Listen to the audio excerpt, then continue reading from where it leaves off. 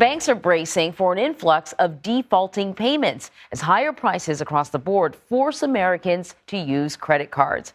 It comes as over half of Americans earning a six-figure salary report that they're actually living paycheck to paycheck.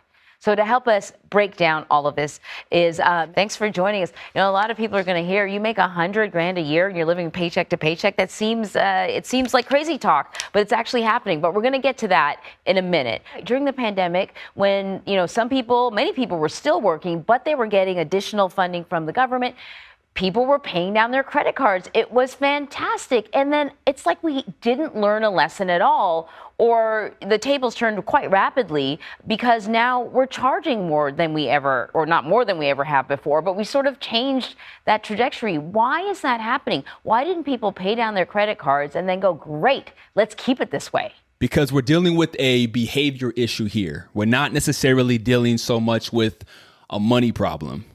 So look at it from this terms.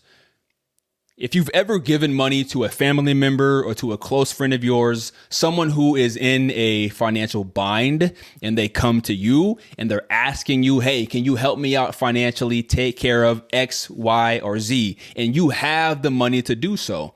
Now, mind you, you know nothing about this person's financial background. You know nothing about this person's behavior when it comes to money. All you know is, I love this person. They need some assistance. I have some money to help them out. So I'm going to give them some money to get them out of this jam. But what tends to happen when we let someone borrow money? More than likely, it could be a few days from then, it could be a few weeks, it could be a few months, but more than likely that person may come back into your space and ask you if they can borrow more money. And so if we go back to your original question, well, why didn't people pay down their credit cards with this stimulus money and then keep it that way? Because we're not dealing with a money issue. We're dealing with a behavior issue. And that issue when it comes to our behaviors is people haven't been taught how to become good stewards of money. And so what's a steward? I say a good steward of money, that's someone who's diligent, responsible, trustworthy, and efficient with managing their money. All right, well then how do you technically become a good steward of money? Well, you have to be able to set clear financial goals. You have to have a detailed game plan when it comes to your dollars. You have to have a strategic system when it comes to your finances. And you need to be able to consistently move with discipline to maintain that standard.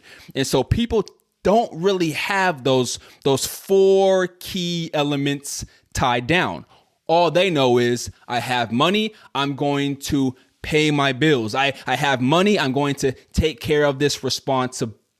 But when we just give somebody money and we don't train them up how they should steward their money, well, then you're going to find yourself time and time again. The cycle continues of falling in and out of debt because you know how to spend money, but you don't know how to strategize money, how a good steward is going to strategize money and not continually fall in and out of debt. So, hey, this is a behavior problem more than anything, more than a money issue.